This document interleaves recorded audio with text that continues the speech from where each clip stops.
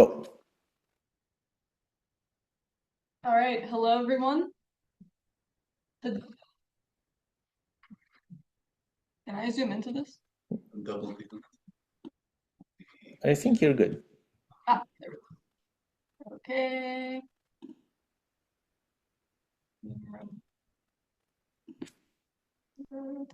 Okay. Today I'm going to be presenting this paper, Neuro-Vision to Language, Enhancing Brain Recording-Based Visual Reconstruction and Language Interaction. Oh, wait.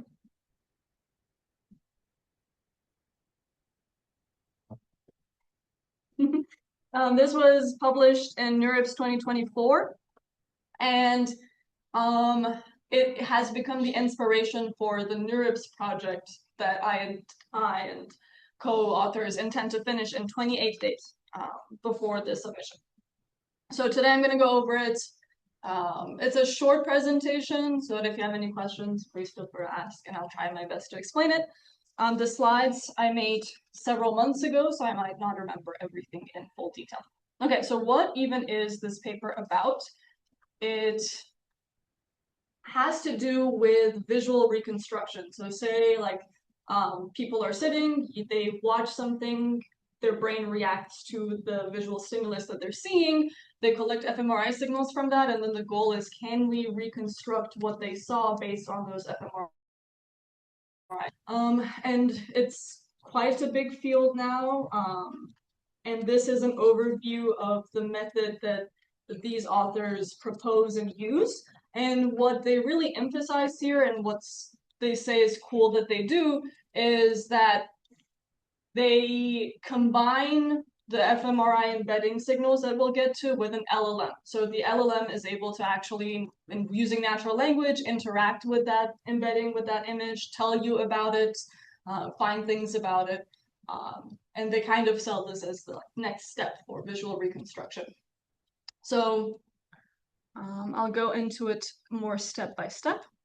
They start by using fMRI data. The data set that they use, I'll go into a bit more specifically, but again, there's a person, there's a series of images that flash on the screen in front of them, and they collect fMRI signals from that, bold responses. And if I'm not mistaken, there are several trials for each image that each subject goes through. And so they either use one single trial that they pick from those three, or they combine them or average them. And the idea here, the reason why they do this fMRI pre-processing is that, of course, fMRI data is huge. And there's a lot of non-relevant information in there, and they want to lower the size of what they're trying to process. But traditional processing methods usually mask the voxels that are relevant to the specific task, and then they delete all of the other ones, and they flatten that matrix into a 1D vector. And they say that this leads to like a lot of loss of spatial information and spatial context. So instead, what they do is they take this either average or single trial Q matrix, and they resize the data using trilinear interpolation into the same dimensions. So there's uniform dimensions across all of the subjects, which are 4. And then they divide them into smaller cubes. So they patch them, and everything that doesn't have relevant information, they remove. And then they flatten this into a matrix of n by c, where I think n is the number of patches retained, if I'm not mistaken, and c is the dimension of each patch. Yeah, and then, yeah. Can you say again, how do they decide what is non-task relevant? They don't say. So they don't say in the paper what is non-task relevant. I would assume, like maybe when they look at the bold signal, whatever doesn't light up, they would remove, or maybe there's some mask that they apply. Something like visual center, stuff like that. Maybe, but if I remember correctly, they don't talk about what task relevant information is to them. Yeah, and so then once this patching is done, we now have our fMRI process data that we can use in the later steps. Excuse me. Yeah. And is something fixed or depends on the number of those red areas? N, hold on, let me double check, because I think I have it somewhere. N, I think, is the number of patches that are retained. So I assume it's fixed for them, but it's not a fixed number prior. Yeah. Maybe it depends on the kind of data set they're working with. Mhm. This lower picture, they start with a set of subjects and Yeah, I think so. N is just the number of patches that they keep. I would assume they are consistent across subjects, but I'm not certain. And C is the dimension of each patch. Okay. Any more questions? That's not an example, right? That's a No, separate one. that's not it. Okay. Yeah. I'm like, there's some there's some serious artifacts in that one. Yeah, no, I just kind of, this was again for a class presentation, so a lot of people didn't know what fMRI was, and I was trying Oh, that's to, right. like, here's what. I just didn't know if that's what they used. I was like, oh. Yeah, no, and that equation at the top just shows the matching of the data, the bold responses from that matrix into the other matrix. Okay. So then, we have these pre-processed fMRI samples. Okay. And there is a feature extraction process that happens. So let's assume the picture of the zebra that we see over here is the image that the person saw, and then those are the fMRI recordings we're considering. What they do is they extract two embeddings or features from this image. So they first get a clip embedding from it, which is right over here. And they also get a VAE, set of VAE features from it. And the idea here is that they want to extract several different levels of features from the image, like kind of high-level semantic, but also low-level details. So the clip embeddings would ideally tell that this is a zebra, and then the VAE features would say, okay, these are stripes, the number of stripes, these are the layout of the grass, etc., etc. And once they have these two features, or embeddings, the goal is to align them with features from the fMRI. So you want to align these two. And so to get the features from the fMRI, they process them through this 16-layer transformer encoder, VIT3D, which is one of their previous works, if I'm not mistaken, to extract the features. And they take the CLS token from the last layer of the transformer, and they align those embeddings with the clip embeddings and the VAE features. The clip model. Visual embedding. Yeah, visual embedding. So they pass it through the clip encoder, and they get an embedding out that represents some features from the image. Oh, okay. Yeah. Same kind of with VAE, same idea. And this feature extractor is then trained with a simple MSC loss, where here is the MLP head that aligns the fMRI feature with the clip embedding, and then here is the MLP head that aligns the fMRI embedding with the VAE features. Okay, this is pretty simple, straightforward. Any questions about this? The step after. So, yeah, go ahead. Why do they use two things? Just different things? Yeah, so the idea is that like clip embeddings, I think capture kind of more higher level semantic details, and then VAE captures more low level granular stuff. So their idea was that if we used two or more, in this case two, we can capture more informative features at each level of the image, rather than just like one.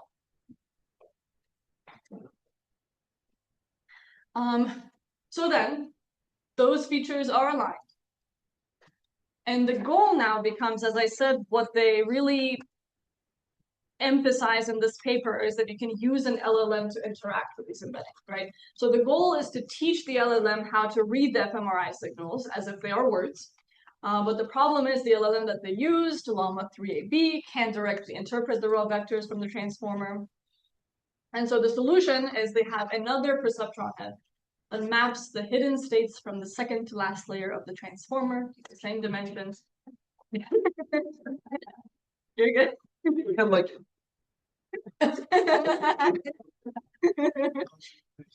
That's right. that's all. It's awkward. So the same dimensions as the LLM text embedding. So here back in this massive overview figure that they have, so this same transformer that they used, the 16-layer transformer, in the previous step, they took the CLS token from the last layer. Here they take the hidden states, so the orange ones, from the second to last layer. And what they do is they try to align the fMRI embeddings that they have from this transformer to the same dimensions as the LLM text embeddings, so that they can use them to interact with each other.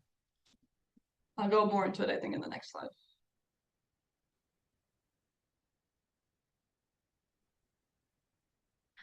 This is the equation. Let me see if there is anything else for me to show you.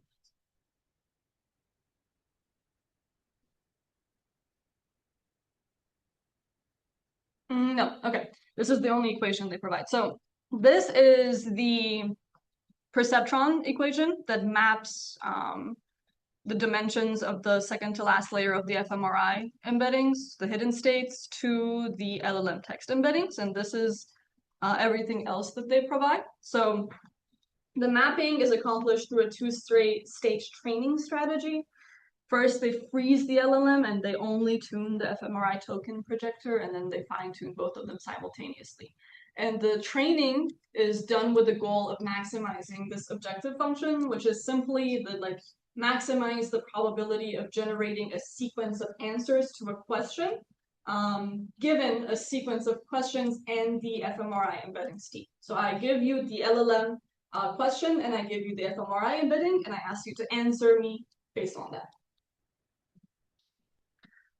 And then at that point, once they do that, they now have an LLM that understands fMRI signals, and we have from the second step predicted clip embeddings and VAE latents, which we can combine to do several different tasks. Like, for example, we can do natural language interaction, visual reconstruction, concept localization, and in this format. So I would give the LLM the fMRI data embedding. In the examples, they call it an image, but it's not the actual image, it's just the embedding of the image.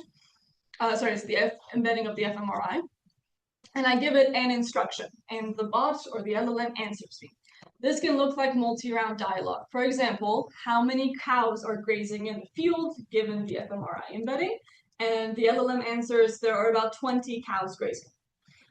Or, for example, we can do visual reconstruction. So given this embedding, please provide me the corresponding stable diffusion prompts for the image, which it gives me, and then they take that and give it to a diffusion model and they generate the image. So in this example, this is the reference image that the person saw, and then this is the reconstructed image that they were able to get.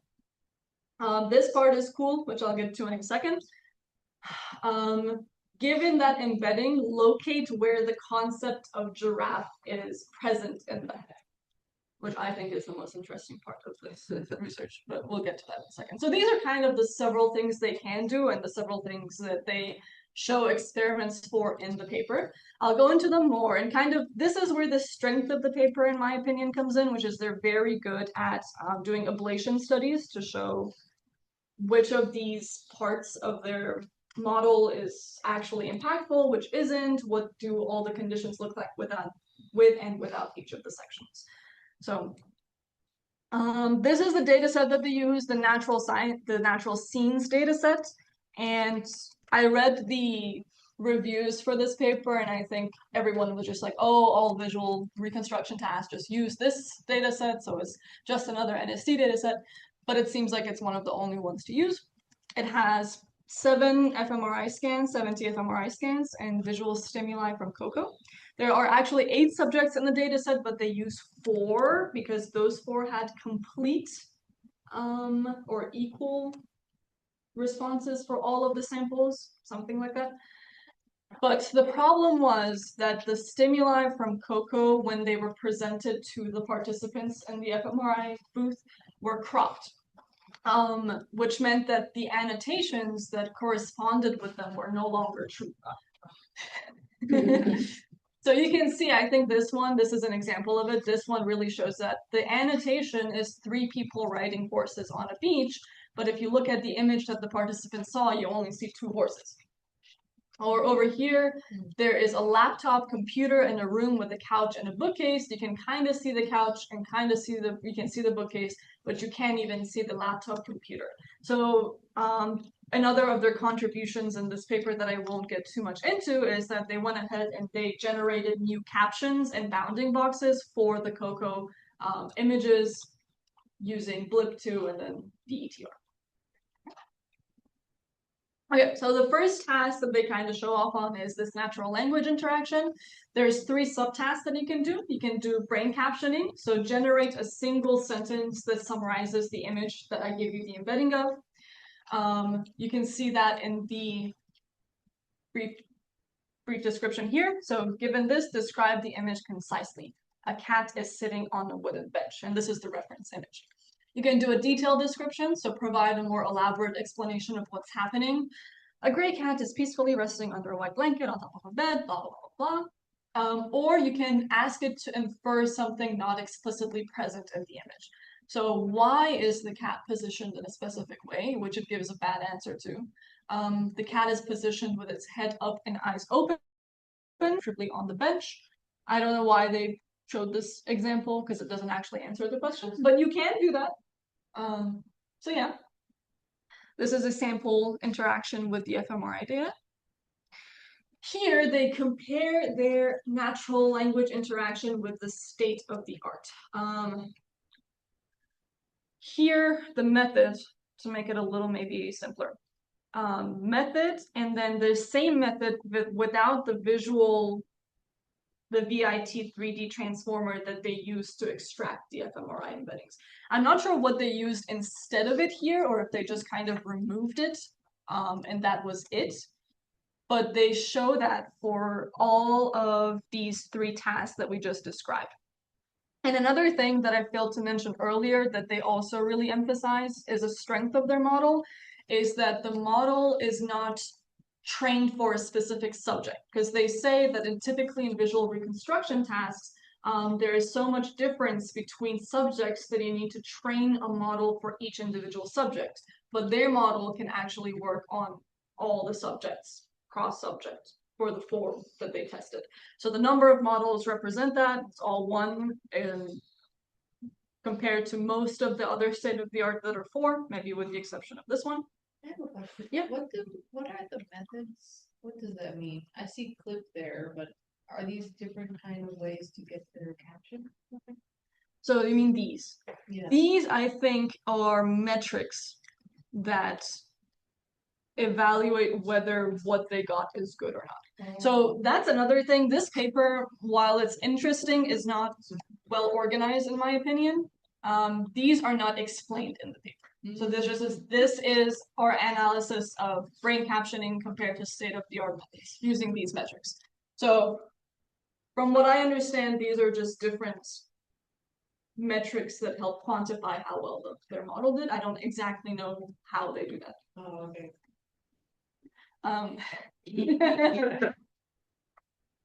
Okay, so the colors, best is in red, second best is in orange, third best is in yellow. Over here, it seems like Ombre does best for the brain captioning task in this top section, but these results, so in this top part, up until like this here, this first R method, are using the captions that were already with the data sets, that were already annotated, and not the ones that they regenerated to better match the images that they use. The second set of our method is against those actual not actual, the captions that they regenerated themselves. So what they assume is correct. Yeah. When they had to remake the caption, Mhm. is it because there was a typo somewhere, or is it after the cropping? So after the cropping. So from what I understand, when the images were presented to the fMRI subjects, they had to be cropped to be able to be shown on the screen. And because of that, the way they were cropped, in a lot of samples, the annotation is no longer true corresponding to the image. Because like, again, like this one, you see 3 people riding horses on a beach, but in the cropped image that they saw, it's only 2. So then, like, if you're comparing results against this wrong annotation, it's going to be less. 1 3/4. Yeah. But yeah. Okay, so so this second set of results is against the correct annotations, and as you can see, they score higher on these compared to their previous, for I think all of, like, compared this line to this line. And maybe even against the other models, they perform better. And these are for the other 2 tasks. I wish I knew what those were. Right? I wish I can look them up in a second. We can come back, but yeah. Anyway. Like spice is even harder to pass, it looks like, based on Spice, yeah. whatever that is. These are the visual, so going to visual reconstruction now. The LLM, well, how they use the LLM in this case is that the LLM generates a reconstruction prompt. So we kind of saw it in this first, provide the corresponding stable diffusion prompts for the image.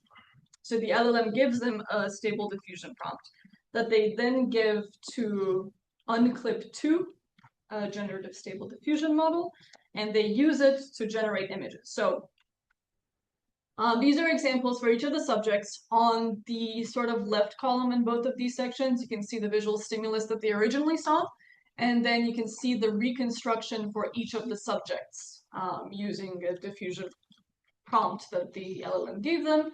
I think they're pretty good. They do make mistakes. They're not perfect. For example, Wait. Yeah. So LLM gives the textual description, and the generator gets fMRI and textual description. I think so. Yeah, but Let me we've seen recently results like 2 days ago that most of those tests, the generators don't even use the images. They just generate what's in the text description, and they win. They get the top places. So how do we know if MRI is even used here at all if it goes from textual description? Let me see, because they might do. Oh, okay. I'm do losing ablation faith in as a that paper pretty quickly. Please save the thermometer goes down. Okay. We have the clip that we pass the image through it, and as a black box, it converts it to text or captions, right? Okay. Another part is those vision transformer layers that the input is fMRI, and the output is some tokens that using clip, we want this model to understand what clip understands from images, right? I think so. So after this vision transformer layers, we have some tokens. Yes. What this LLM part comes after this vision transformer layers to convert those tokens to kind of text or Yeah, okay, so we have the first part, kind of, which is let me go back to this big, over here. So it actually starts in the middle over here. So you have the fMRI feature extractor, fMRI. You pass it through this transformer.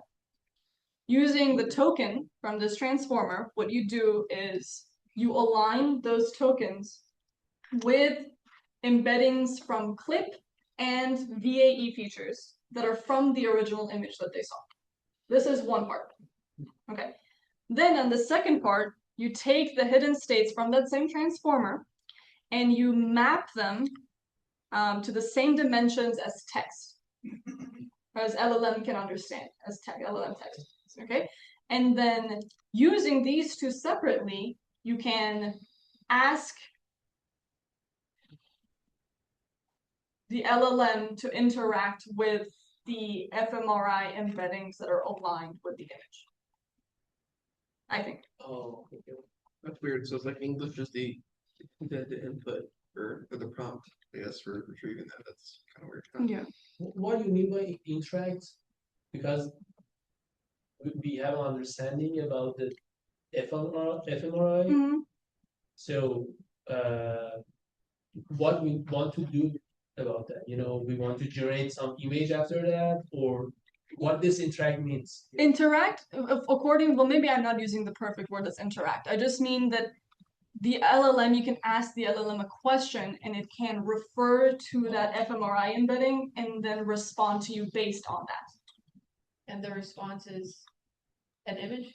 It can be an image. So these are the responses that it can be. So for example, I can give it the fMRI embedding and I'm like, in this embedding, how many cows are there? And it can theoretically count them and be like, okay, there are 20 cows in here.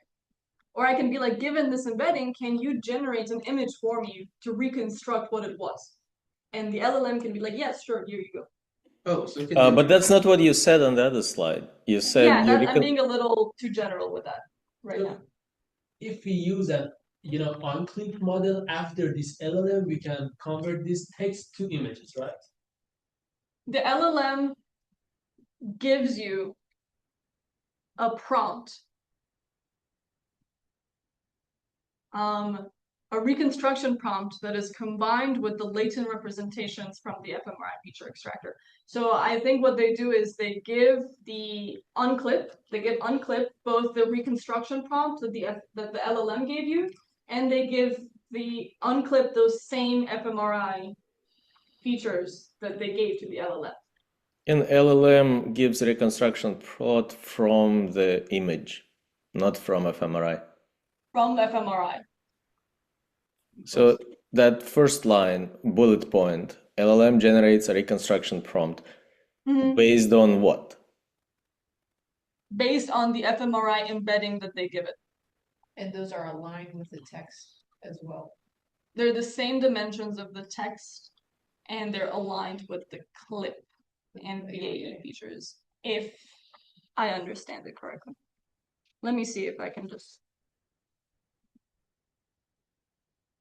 Oh, yeah. Oh, yeah, sorry.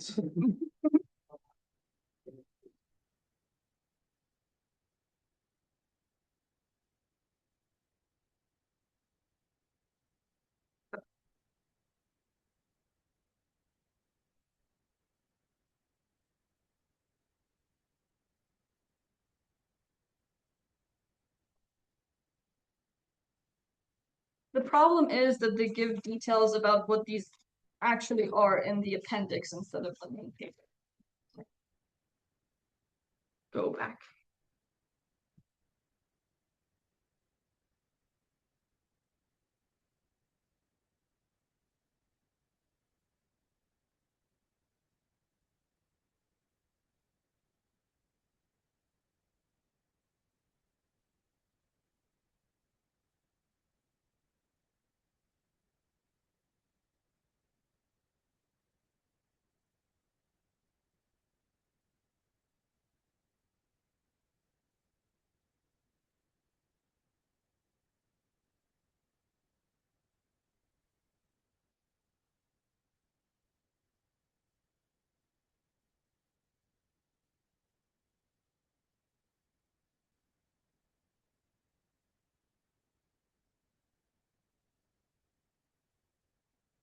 Right now, what I can find that they say is the model communicates directly via natural language and supports visual reconstruction.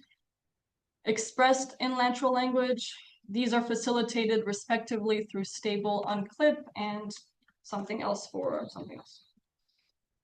Well, the important part, if the LLM that generates a reconstruction prompt sees the image or not.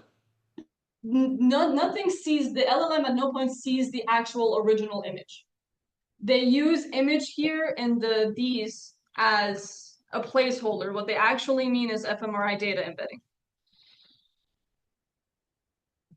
It's not, at no point does the LLM see the original image that the fMRI person saw. Yeah, image acts as a placeholder replaced by the fMRI data embedding. T, this right here.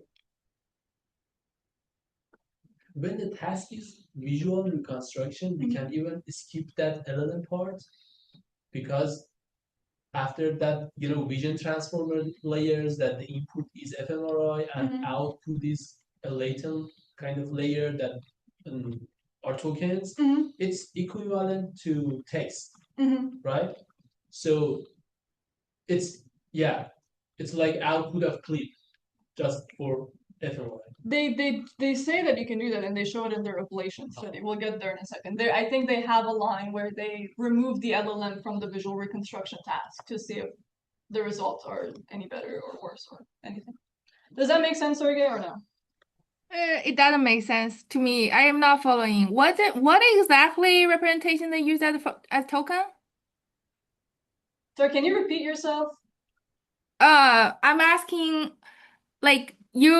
so here in this slides, you said stage 1 they use only tuned fMRI token, right? The stage 2 is kind of a refined, but I'm not exactly following what is the representation they used for token. Like it's only kind of vaguely saying it's tuned, but what is it like in terms of like a layer information? Like which states they used it? I don't know. I was able to read that in the paper. Let me see if I can read you what I just read. For multimodal interaction, the aforementioned transformer encoder was frozen. Oh, here we go. Using its second to last layer's hidden Okay, state. exactly. So why that is enough? Why that layer is enough? I don't know. It sounds I mean, I'm not exactly deep learning person, but to me it sounds like, do they explain why they exactly using that states as a representation as a token? Like maybe they tried every single state and then to see which one comes down the best?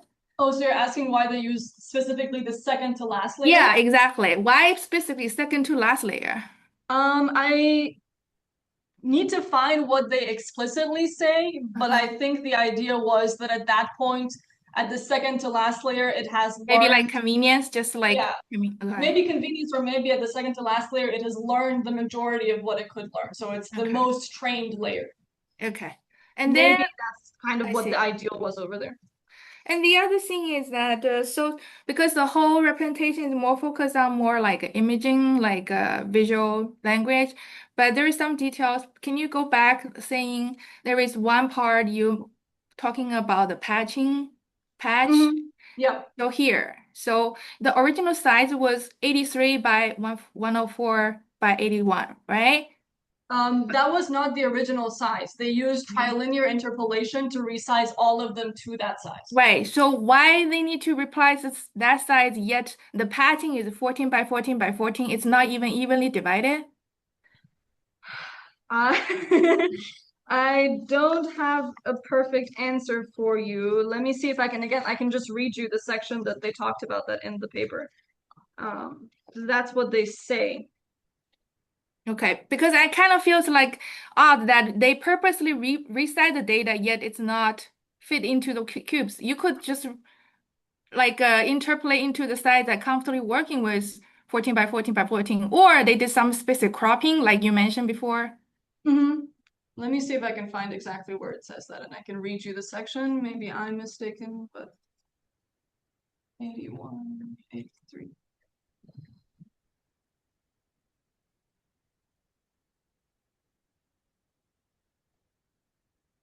They do apply zero padding. They apply zero padding at the edges to be able to divide it into 14 by 14 by 14 cubes. That Okay, was my so mistake. they padded it like a blanket to be able to be exactly evenly divided. Yeah, so the dimensions that they use, that 83 by 104, is the dimensions for subject 1. So they set that as the standard for the rest of them, and then they padded them to be able to divide them into 14 cubes. Okay, 14 by 14 by 14. I see. But why they cannot just resize the two directly to be instead of padded? I'm not sure. Okay. It just says we resize the data to uniform dimensions. Okay, using that's fine. linear That's fine. I'm interpolation. not good at that. I'm just curious the choice that they pick. I think it's one. I think there's also one. I think probably more concerns me is your first slice, the one that you pointed out as a like the problem they want to solve and then the solution. That's I want to make sure I understand what it was capturing here. Okay. Can you go back to the sorry. Yeah, There sure. is Like, one can you just like pick this? no. The one that you talk about generally, I think it was in the beginning here, right? This? Sorry. Yes. Okay. So the solution is a two-layer perception maps the hidden states from the second to last layer of the transformer to the same dimension as LLM text, right? So all they did basically is forcing it to be same dimension, right? That's my understanding. That's all they did. That is also my understanding. Okay. So, but then dimension match, is that needed? For example, I would say like, because it's a language base, right? So if you are forcing to say you want to translate Chinese, just by forcing the length to be the same, does that solve the problem? It's like a joint alignment, it seems like, of the embeddings, and then they use it downstream for this task of constructing language.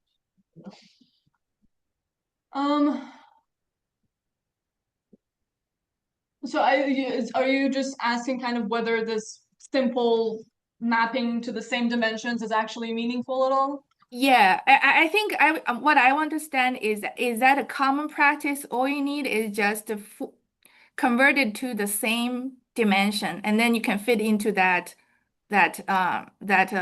model. Is that a common practice, or this sounds questionable? Because I'm not even sure. This is the thing that because it kind of feels like alignment just by forcing it to be the length the same doesn't solve anything, no?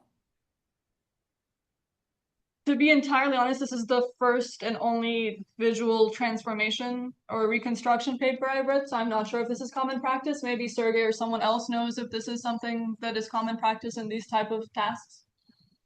To me, it looks more like just an engineering hack. You have two models, they have different hidden dimensions. You synchronize it, and so you service the real copy. I can't hear the background.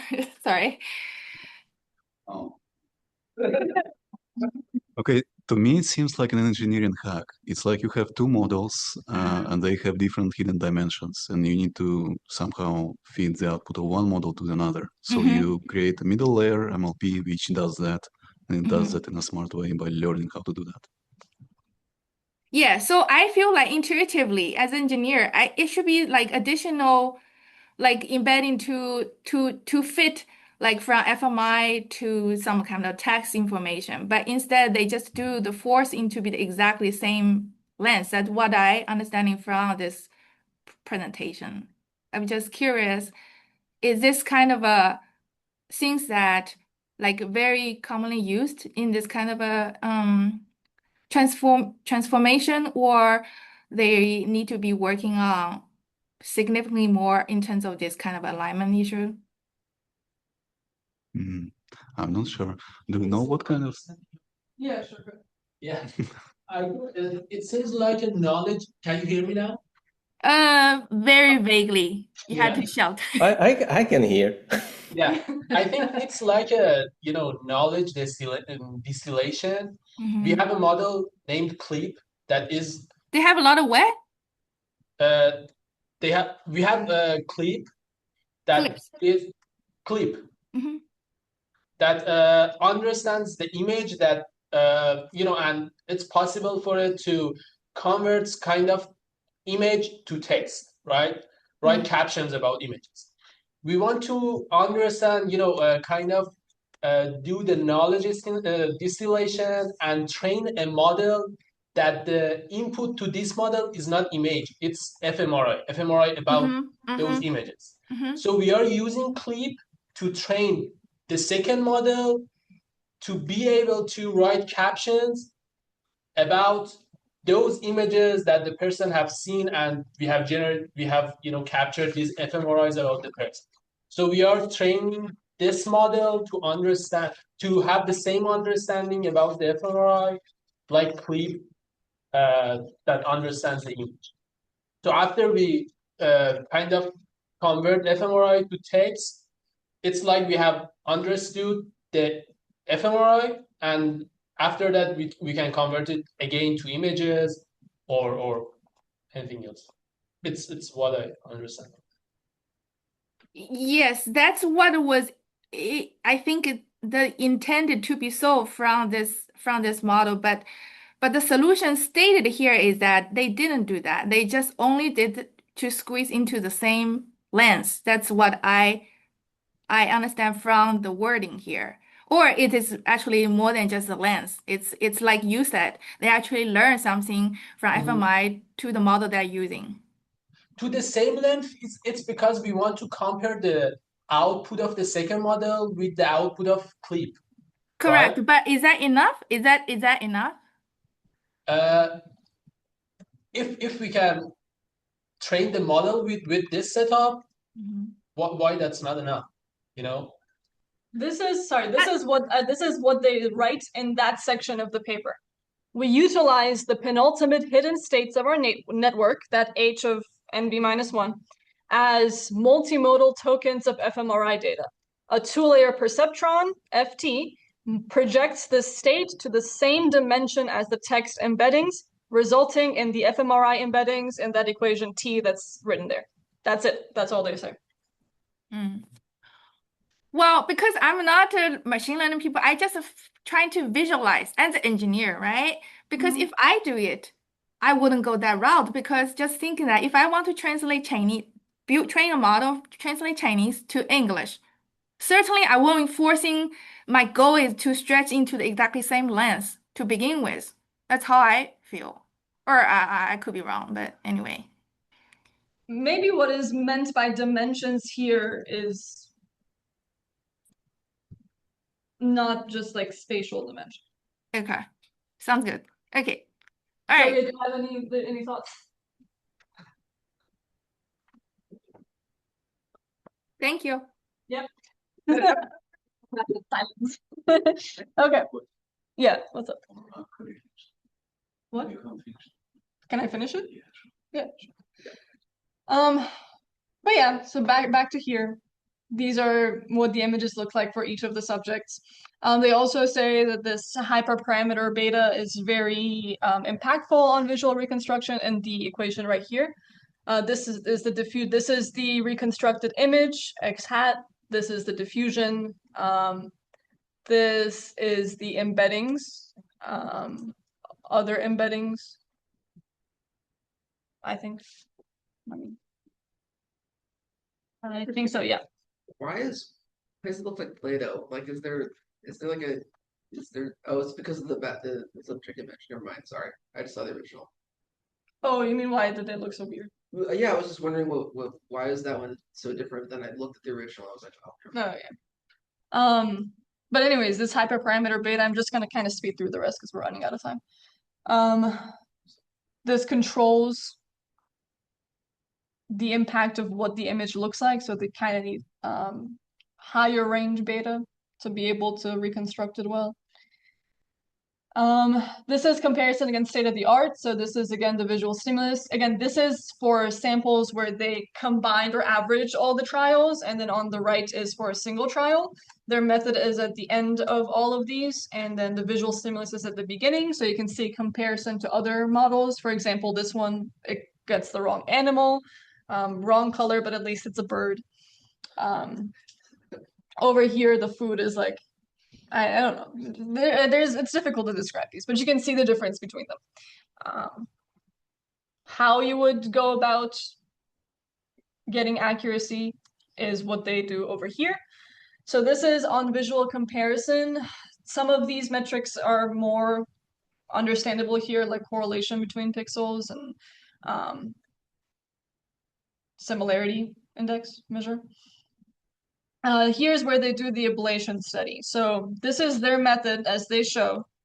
And then this is their method, as Amir was saying earlier, without the LLM. So you can see without the LLM, for the low-level sort of metrics, there isn't really that much of a difference.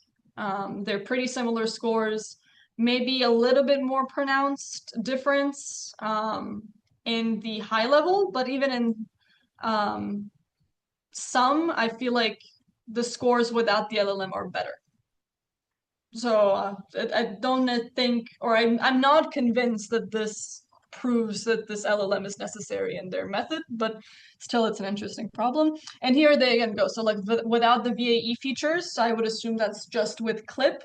They present the scores. There's a big difference here, especially if you look between these two. Here as well. Without C subject, what they mean over here is without yeah, so this is when they train a single model for each subject as opposed to one model for all 4 of the subjects. This is what the show. And then this is for a single trial, so where they don't average their score compared to when they do is lower. Here, lower here, lower here, lower here, lower here. And then the kind of third task that they do is they use GradCam to generate heat maps that represent regions of the brain that are activated in response to the specific visual stimuli. So they show this. So for example, over here, cow in this image would light up this section, this region, this heat map. Whereas tree would light up this region, which is cool. And then over here, I put a star because I like this the most out of all of their results. Let me see if I can remember this correctly. They subtract or they remove the responses to certain visual stimuli from the complete embedding, and then they reconstruct it. So for example, this is the visual stimulus that they saw. This is the original. When they remove the location or the concept of cow from the embedding of the stimulus, the model reconstructs this. And when they remove the concept of tree, the model reconstructs this. So without any of the trees. Or over here, they have the original bear. This is the original reconstruction. If they remove the concept of bear, the model generates a toy image. And if they construct the image, they remove the concept of toy, the model constructs like this weird realistic bear. I really like this one. I mean, regardless of the rest of the paper, it was a really fun thing to look at. But yeah, that's kind of it. Any more questions? I want to look again at how they train this two-stage thing. The feature extractor, the dimension, yeah, or I didn't quite guess what's the objective there. Explain it. what there? The objective function. Yeah, so the objective function, the Q is just a question that you would, for example, pose to the LLM, and the T is this fMRI embedding that you get. So the objective is maximize the probability of getting an answer or a good answer given the questions and the embedding. And what are the answers? How do they know what the correct answer? That's where I wish that they did a little bit more explanation. And maybe I missed it and they did somewhere, but where are the numbers? I would assume they evaluate them using these metrics. So I think maybe, for example, for CLIP, they generate, because they have the ground truth annotations, right? Of, for example, what the image is. So in a task where it would be like, give me a brief description of this image, whatever the LLM outputs, they've used some metric to compare that against the ground truth. And that's the measure of how good the answer is. What these specific all show, I'm not 100% certain. Let me just look one of them up. Try blue. I'm just Blue. really curious because it's like 4 of those, and there's maybe like a more recent version, but then why were there before? It is bilingual evaluation understudy. It's a 1 gram based metric used to evaluate generative AI text quality, focusing on word level accuracy by measuring the overlap between machine generated text and human reference output. It measures word precision, word choice, but does not consider the fluency or order of words like higher order blue metrics. So we consider the output of CLIP as a ground truth, or both of them, like the real ground truth and the output?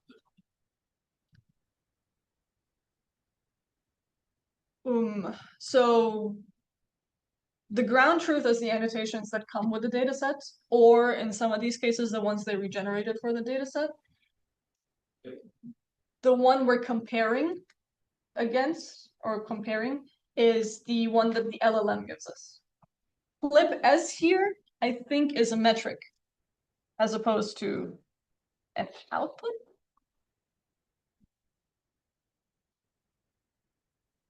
CLIP score.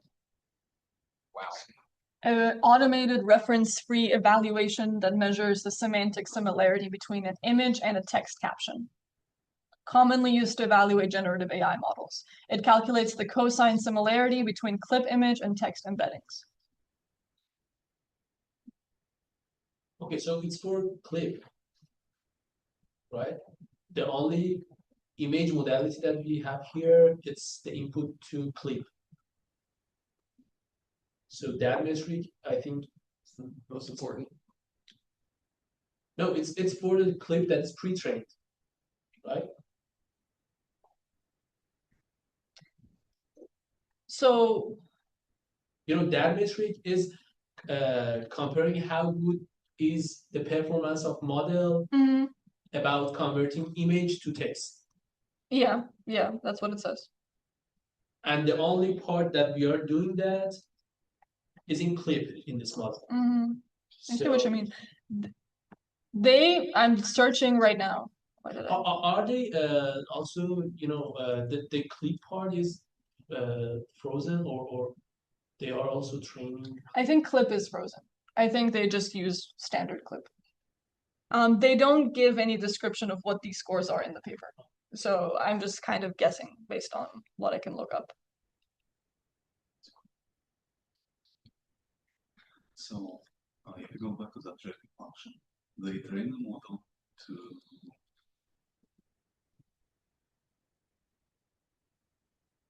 question from Rampage to try to answer it using text, kind of like. So the trainer doesn't see the images, but it does see the text descriptions.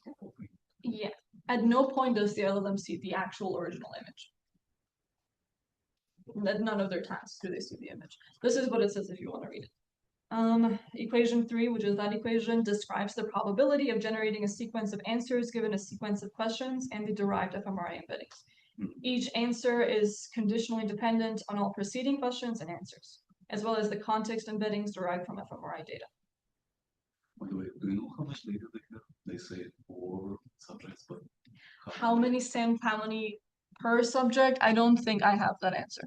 Yeah, I was gonna ask about that too. Sample size, and then also, do they know?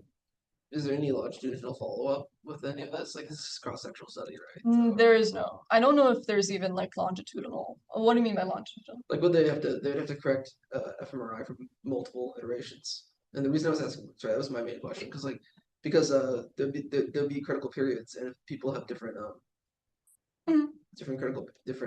what's the neuroplasticity and in different critical periods and different ages, and if they are in different areas, then that could introduce bias and variance in the sample. So I'm just kind of curious if that would be a factor because there's only 4, right? So it's not robust. It's not, so it's only 4. What they do, I don't think they explicitly describe whether it's like longitudinal over time. I know they average across 3 trials. So I wonder if the 3 trials are from different time periods or if they're all from one session. Okay. I'm not sure. That would probably, I assume they kind of left it for you to look into the natural scenes data set to be able to find. I'm looking through the paper right now. Let me see if I can find it.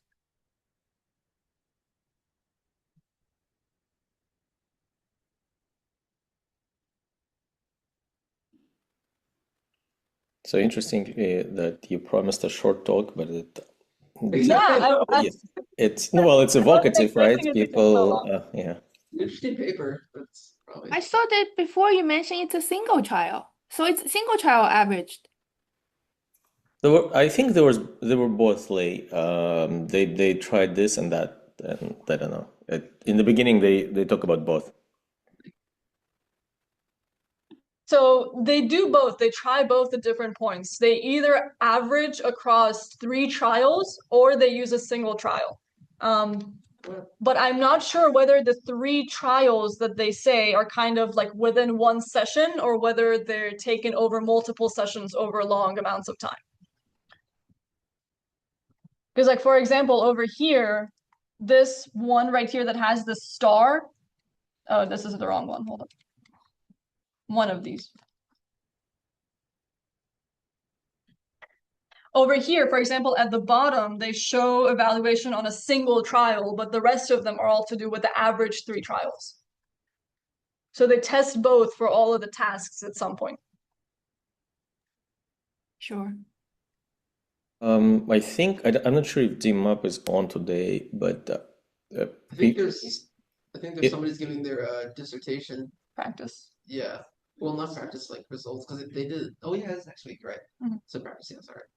I think it's Kyle's dissertation. Maybe we should think about wrapping up. But before we wrap up, I think it would be nice, Armina, if you can indicate of why did you pick this paper and what are you doing with this paper in the last 28 days and in the next 28 days. In the next 28, the remaining. Yeah, so so the idea was this Varshi came up with this idea where it would be interesting if we had both a healthy data set and a patient data set, like maybe schizophrenia data set, to run this pipeline on both of them and see if there's any difference in the reconstructed images between them.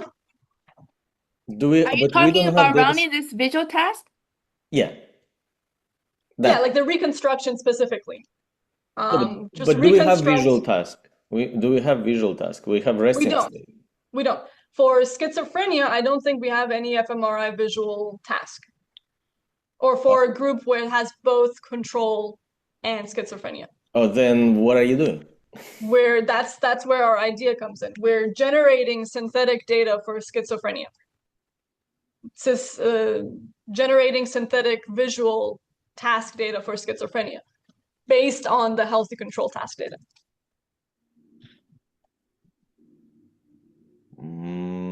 I don't know what to say. Okay, we'll see. We'll see when we'll recognize it when we'll see it, right? Yeah. Okay.